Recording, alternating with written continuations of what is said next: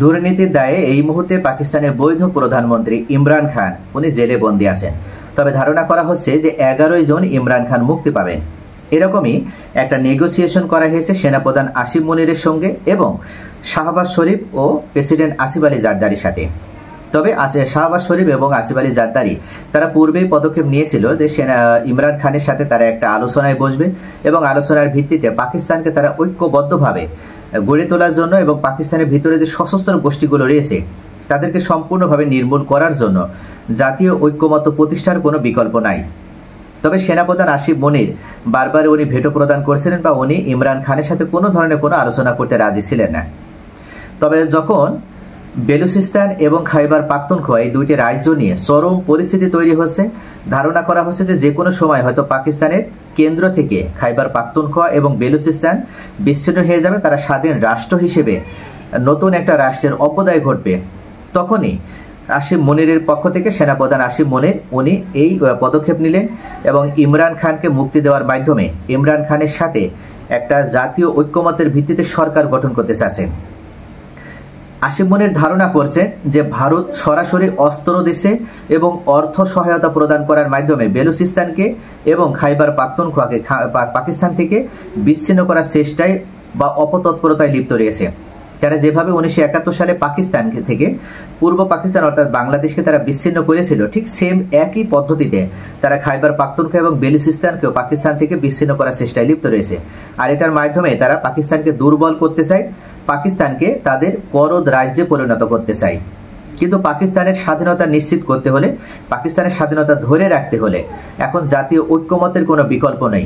আর সেখান থেকে তারা উদ্বুদ্ধ হয়ে ইমরান খানকে মুক্তি দেওয়ার কথা ভাবছে এবং ইমরান খান সহ তার আরও অন্যান্য যে নেতারা রয়েছে, শীর্ষস্থানীয় নেতা এবং তার স্ত্রী বুশরা বিবি রয়েছে, তাকেও মুক্তি দেওয়ার ব্যবস্থা করা হচ্ছে।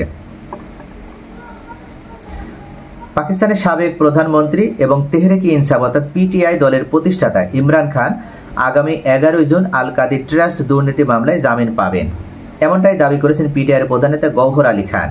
তিনি জানিয়েছেন ওই দিন ইসলামাবাদের হাইকোর্টে ইমরান খান এবং তার স্ত্রী বুশরা বিবির দণ্ড বাতিলের আপিল এবং জামিন সংক্রান্ত শুনানি অনুষ্ঠিত হবে। 11 জুন ইমরান ও বুশরার জন্য একটি গুরুত্বপূর্ণ দিন হতে যাচ্ছে। কিন্তু কেন গুরুত্বপূর্ণ হবে এই ব্যাপারে তিনি বিস্তৃত কিছু না বললেও রাজনৈতিক বিশ্লেষকরা ওনারা ইতোমধ্যেই অনুমান করতে পেরেছে এবং ধারণা করতে পেরেছে যে কি কারণে ইমরান খানকে মুক্তি দেওয়া হচ্ছে।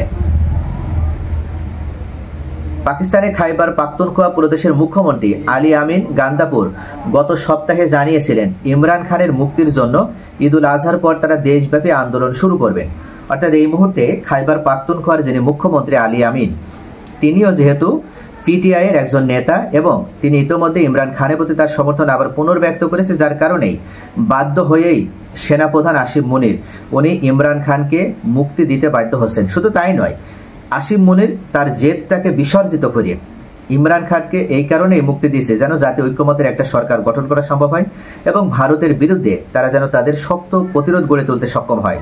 যদি তাদের ভিতরে ঐক্যের সমস্যা দেখা দেয় তাহলে কিন্তু ভারত আবারও পাকিস্তানকে খণ্ড বিখণ্ড করে ফেলবে, যেটা কখনো পাকিস্তান কাম্য নয় বা পাকিস্তানের জন্য কাম্য নয়, পাকিস্তানের সাধারণ জনগণ চায় না এবং সেনা প্রধান সহ কোনো সচেতন নাগরিকই চায় না।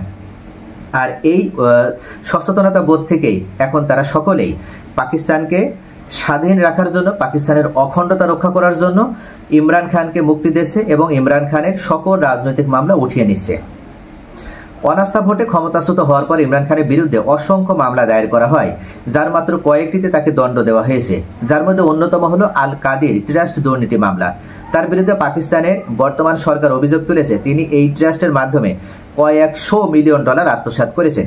তবে ইমরান খান তার বিরুদ্ধে আনিত সব অভিযোগ অস্বীকার করেছেন। সকলে ভালো থাকুন। Thanks for watching.